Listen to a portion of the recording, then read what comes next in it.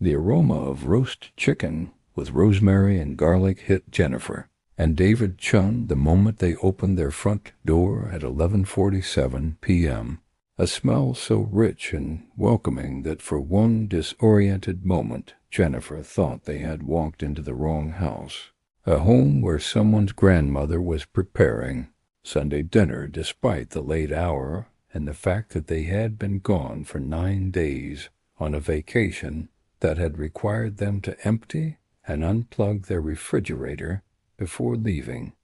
But when David touched the stove to check which burner had been left on, he jerked his hand back with a gasp that had nothing to do with heat, his fingers having encountered metal so cold it burned, frost crystals forming on the black surface where someone had cooked a meal that filled their kitchen with impossible warmth. The kitchen table was set for 3, plates arranged with care that suggested hospitality rather than threat, cloth napkins folded into shapes that neither Jennifer nor David recognized from any restaurant or tutorial they had ever encountered. The food on each plate was still steaming, chicken carved into perfect portions, roasted vegetables glistening with oil, mashed potatoes, whipped into peaks that held their form despite the moisture rising from their surface.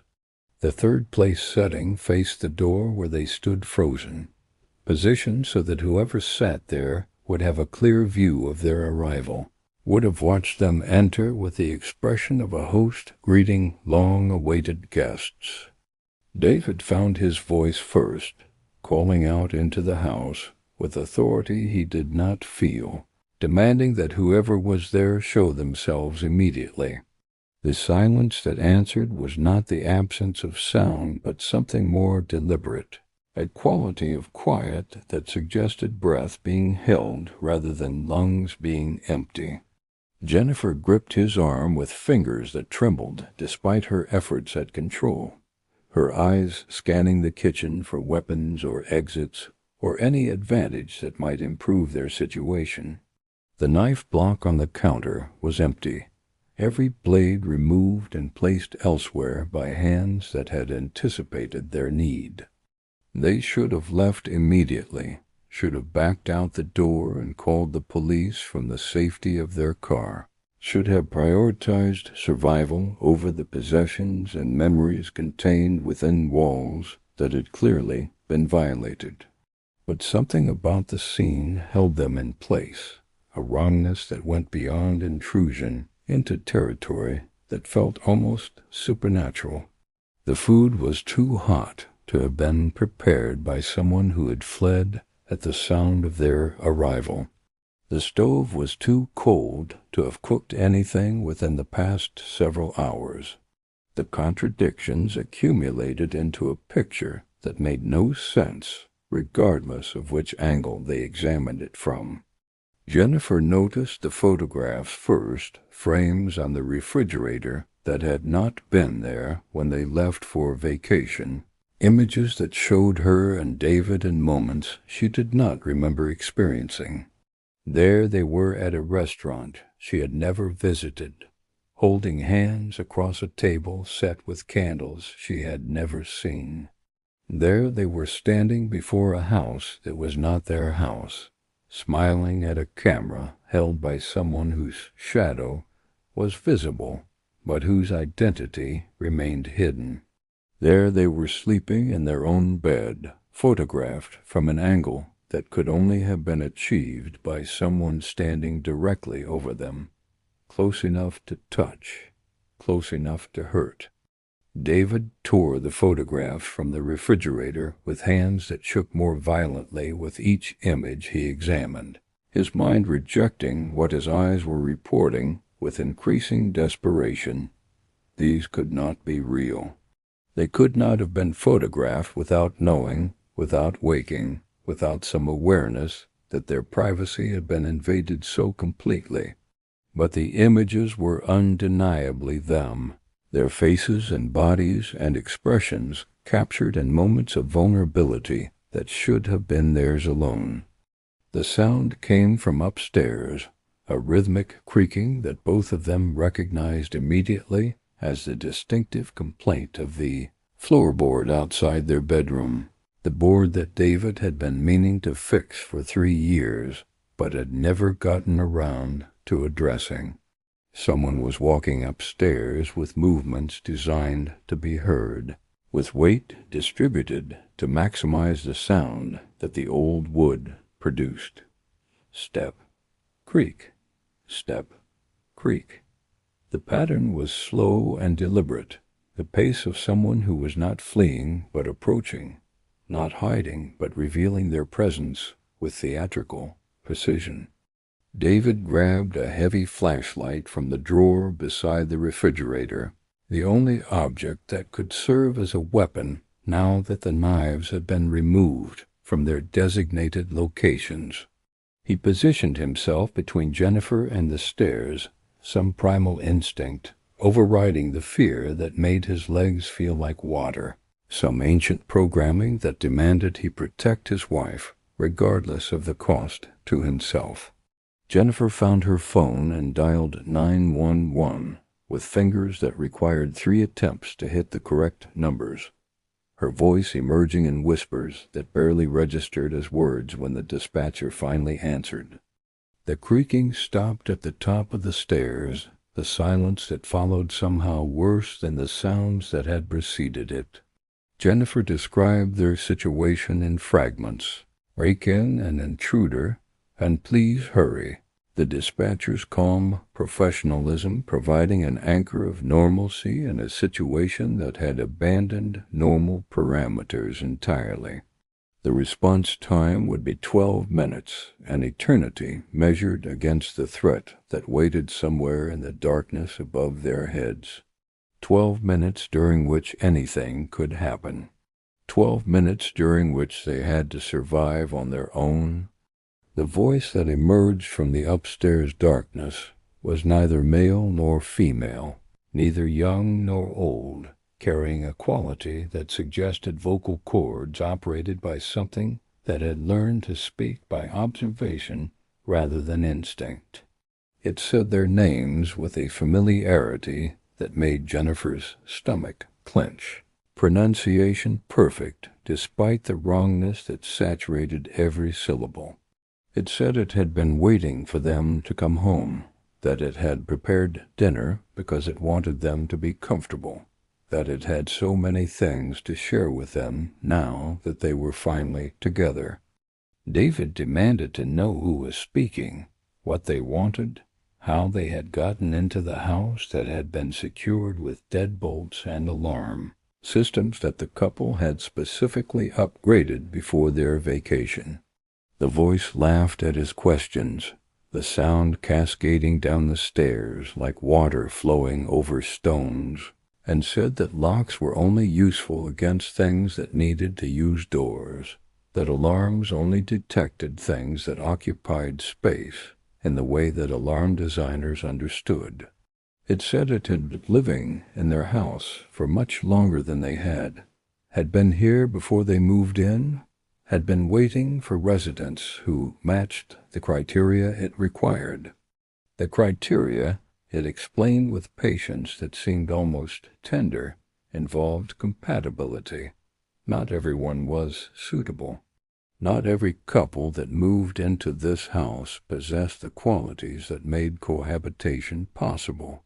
There had been others before Jennifer and David, families and singles and couples who had failed to meet the requirements and had been encouraged to leave through methods that the voice declined to elaborate upon. But Jennifer and David were different.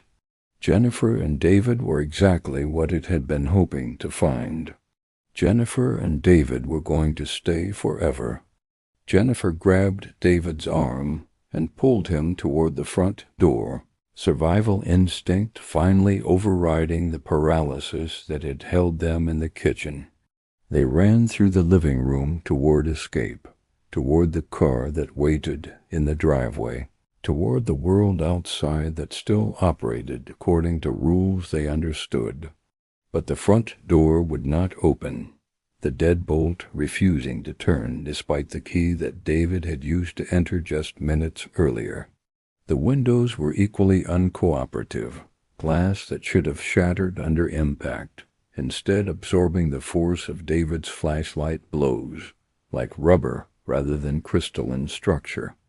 The voice continued, speaking from upstairs, its tone unchanged despite their attempted flight, explaining that it had prepared the house for their permanent residency, that it had made modifications they would come to appreciate once they accepted their new situation. It said the doors would open again eventually, once they had demonstrated their commitment to staying, once they had eaten the dinner it had prepared and shown gratitude for its hospitality. It said it understood they were frightened now, but fear faded with familiarity, and they would have plenty of time to become familiar with their new circumstances.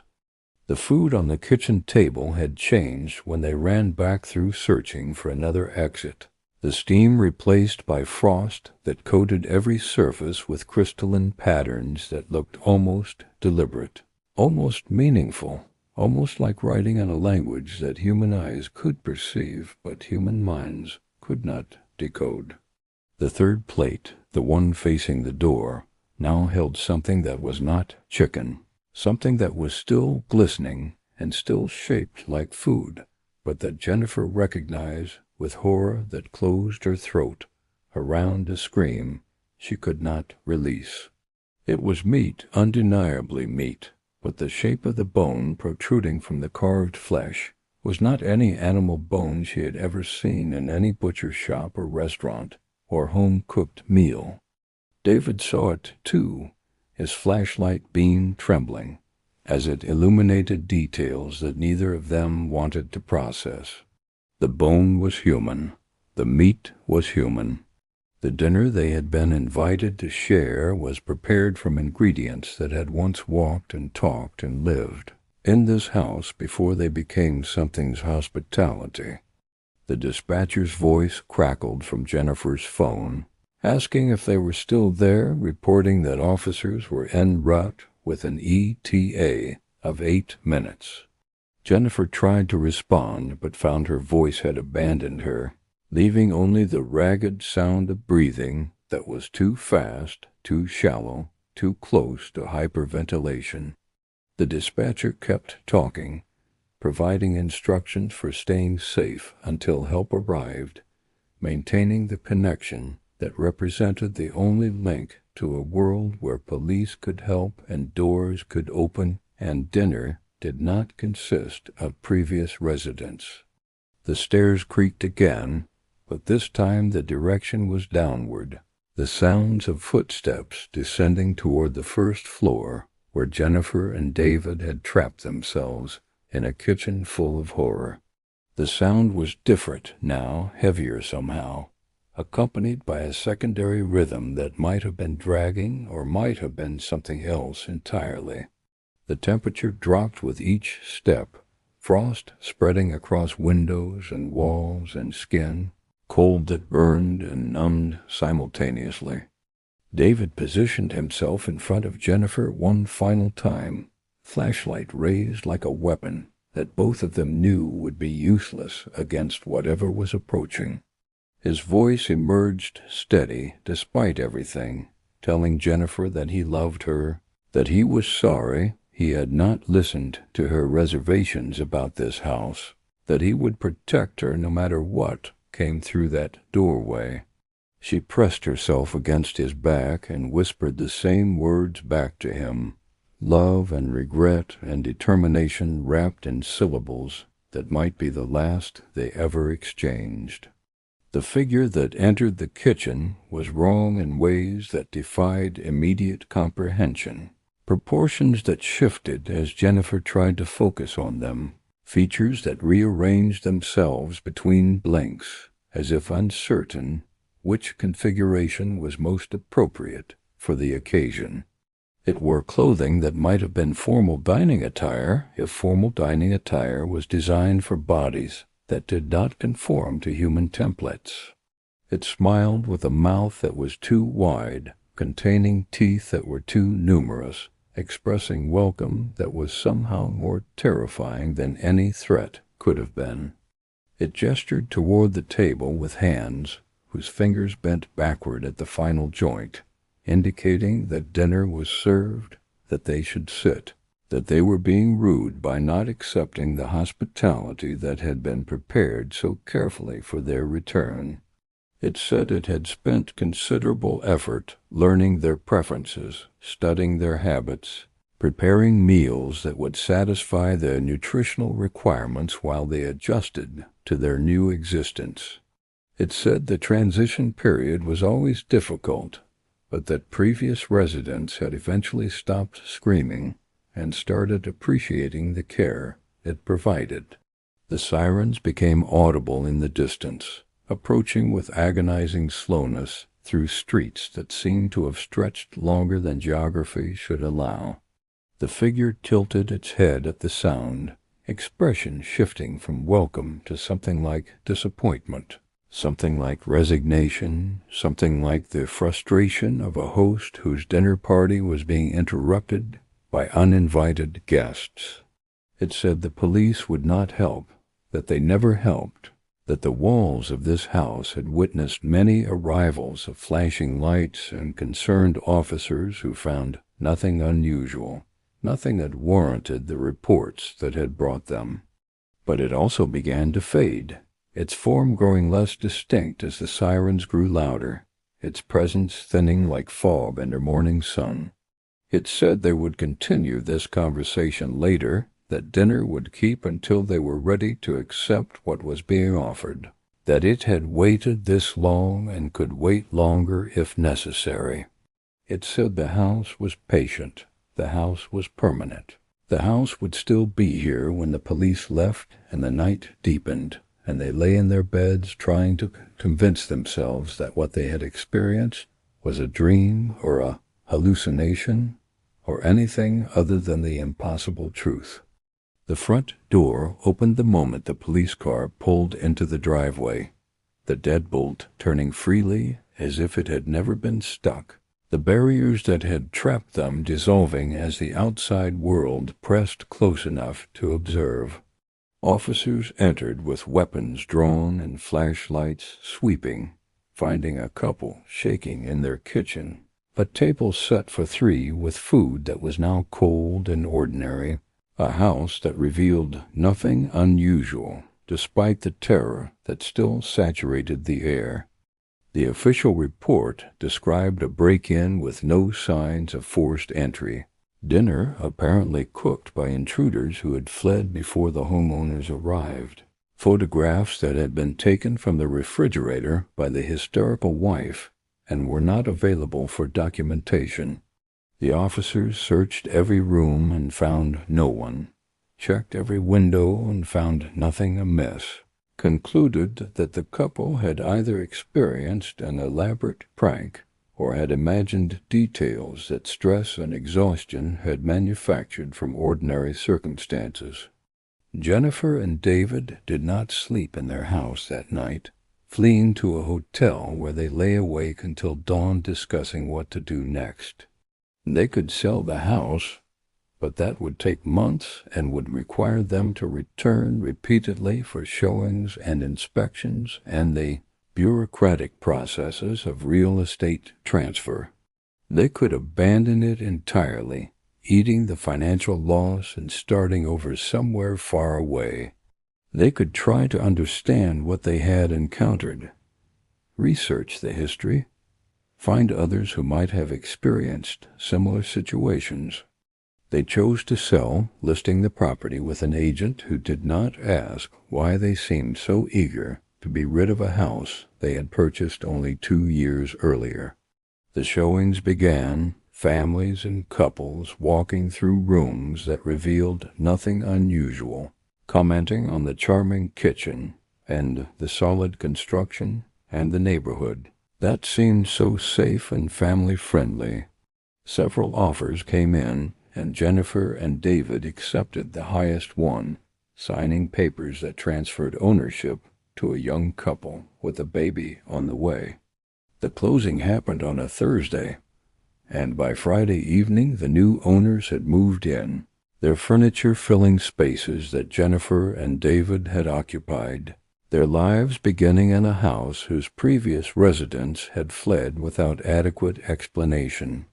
Jennifer thought about calling them, about warning them, about sharing information that might save them from what she and David had experienced. But what could she say that would not make her sound insane?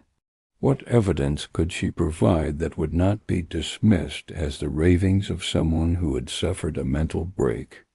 She said nothing. They said nothing. They moved to a new city and tried to forget, tried to build a life that did not include memories of frozen stoves and impossible dinners and figures that smiled with too many teeth. But sometimes, late at night, Jennifer wakes to the smell of cooking food, rich and welcoming, and utterly wrong. She lies in bed and waits for it to fade, waits for morning light to dispel whatever her sleeping mind has manufactured. And sometimes she wonders if the smell is real, if the thing from the old house has followed them somehow, if it is preparing dinner in their new kitchen with the same patient hospitality it had shown before. She never goes to check. She never wants to know. Some doors, once opened, can never truly be closed. And somewhere in the house they left behind, a family sits down to dinner at a table set for 4, not understanding why the food tastes strange tonight, not noticing the extra place setting that appeared without their arranging it, not seeing the figure that watches from the corner with satisfaction as they consume what has been prepared for them. The house is patient. The house provides. The house always welcomes its residents home,